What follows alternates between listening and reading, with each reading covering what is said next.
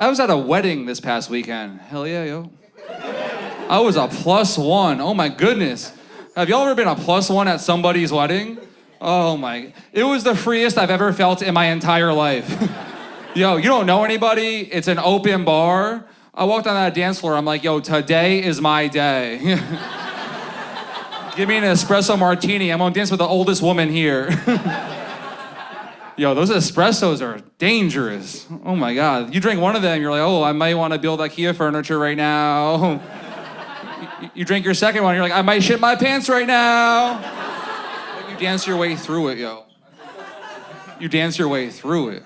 Wedding dancing is my favorite dancing. It's like the dancing that I assume they done in the 80s. Like everyone's just so free, so in the moment.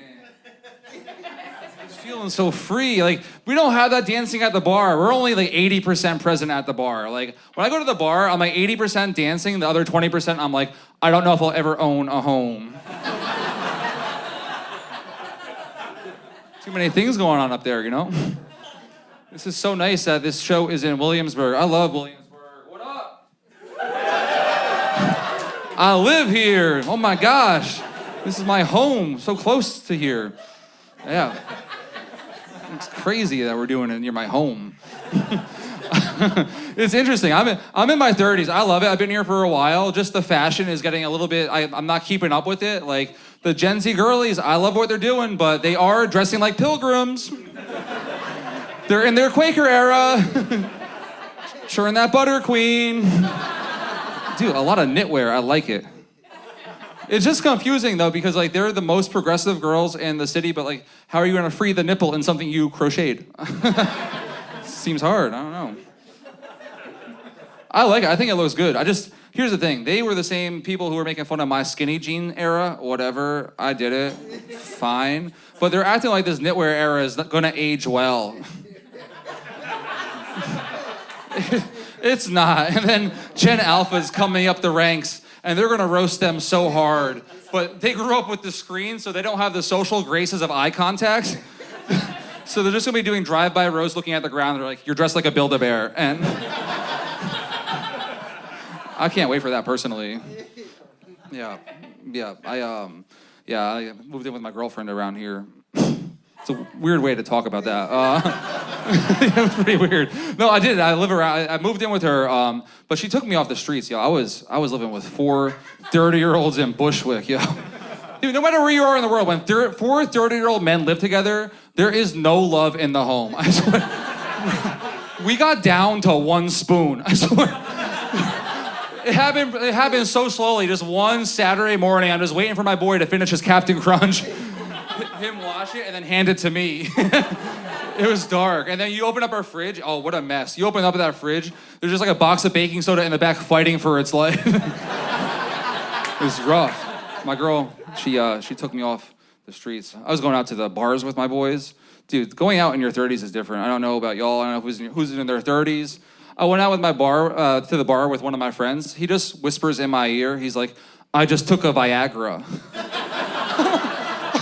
We're not even talking to anybody right now. Why'd you do that? He was like, the hornier I am, the more girls are into it. I'm like, are you sure, bro? Dude, he didn't meet anybody. He just started walking around like he had scoliosis the whole day. Yeah. Throw off the scent. Then he was just talking to me about Bitcoin. I'm like, bro, you are bricked up right now. I don't want to hear that. Yeah, it was good. My girl took me off the street, so I live with her. I swear I almost lost her. She wanted to do a moving company when we moved in together. I'm like, nah, let's save a few dollars. Let's do a man with a van. Don't do that. The man with a van came over. I swear, he had no teeth. Here's the thing. I don't need you to have all your teeth when you move me. Have a few for my peace of mind.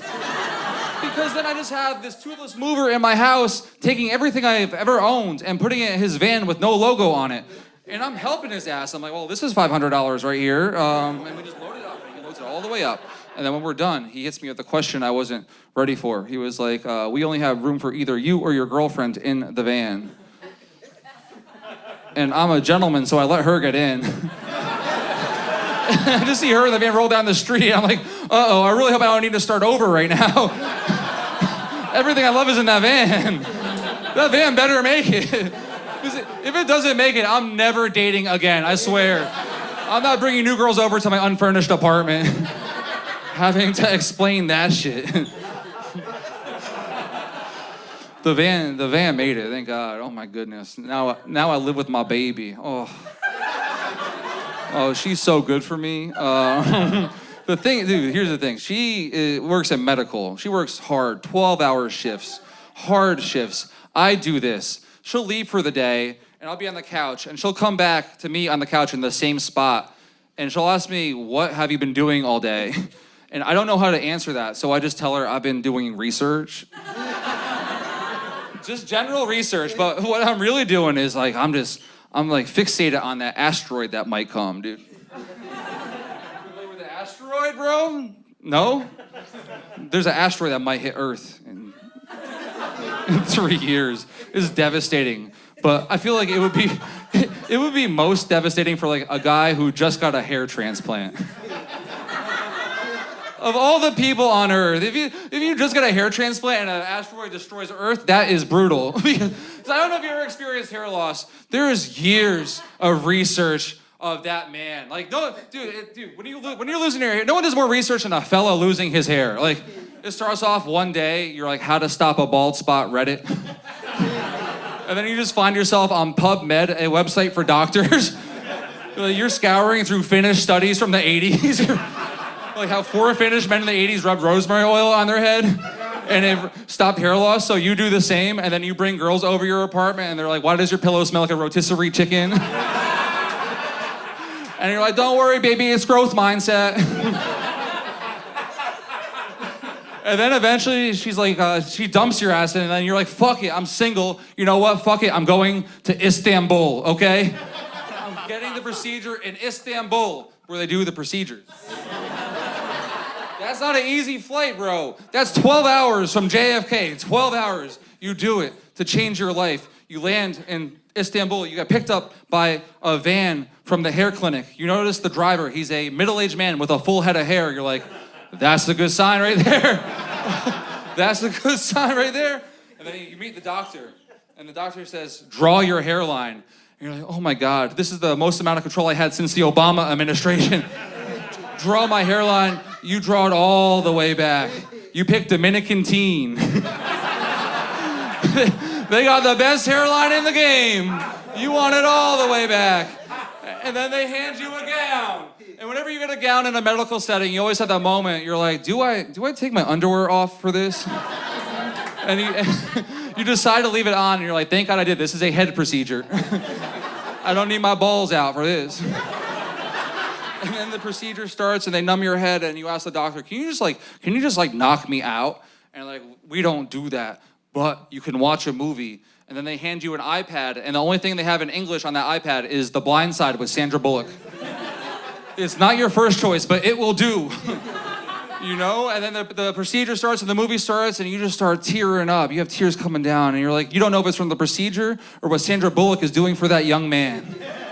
But by the time Michael Orr is in the NFL, the procedure is over. And the doctor, he gives you a mirror. He's like, right now, son, your head looks like a bunch of pubes. But in 6 months, this is gonna be a beautiful head of hair. You're like, hell yeah. You hit the town, he wraps you up, you hit the town, you meet some other wrapped up brethren. You meet this guy named Sven from Croatia. You get his Instagram to follow his journey. You eat baklava, then you head back. And then 12 hours back, and then you land.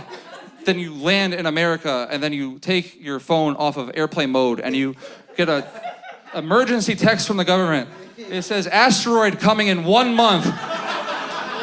You're like, fuck, the hair's coming in 6. I'm never gonna get laid again. Then you have to be the guy who just shows your friends, like, oh, CGI images of what your hair would look like if the asteroid doesn't come. It looks pretty good. All right, I'm Ronnie, guys. Thank you so much.